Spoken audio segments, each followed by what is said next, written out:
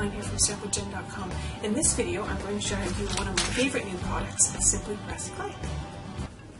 So this is one of my other favorite new products that are Simply Pressed Clay and the button and flower molds.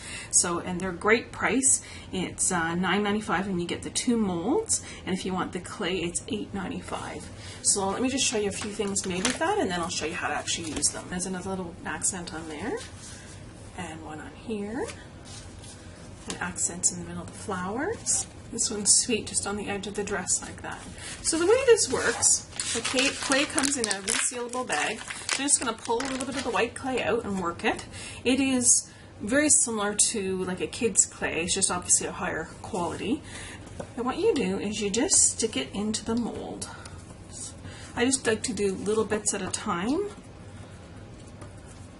so that it's not too full. That's really the key to this. Don't have them be too full. This one's a bit overflowing a bit, so it's a bit too full. So if it's just too full, pull off a little bit. And do each of these flowers. Just work it just a little bit and then stick it in the mold. This big one needs a little bit more.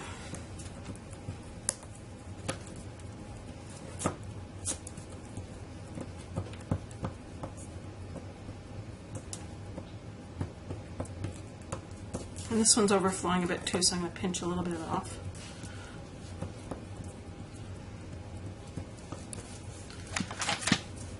Okay, and then what you can do is you can take it and press it flat on a table just to flatten it.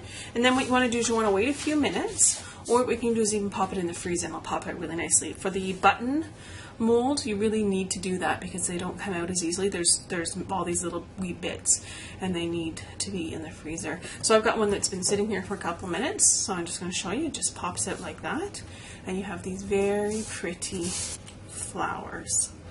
And then what you want to do is you want to let them set overnight and they'll dry, and then you can put them on your cards. So what I've done is I've made up a bunch of them and I've just put them in this little case here, and they're all dry and ready to go and use. And I've done just all white, but you saw on a couple of the cards like this one that you can color them. All you're going to do is color with re-inker and color it with the clay when you're molding the clay, and then it'll turn that color. Here's one that's been done with the pistachio pudding color. Here's one that I've done with pink pirouette, just really light. The other thing you can do is you can color it after the fact. This one I've just taken a marker to it after, so it's just got a bit of color on top of the pink pirouette. And this one I actually did multicolors. I put different colors of clay right in the mold. It's a little messy looking, but I think you could have fun with that. And then I'm just going to store all of these. And you could also color them with a re-inker after and really get them more of a solid color. The other thing you can do is you can take one like this and you can put dazzling diamonds into your mold before you put the clay in, and then when it comes out, the dazzling diamonds will be worked right into the clay and give this really nice, pretty sparkly effect.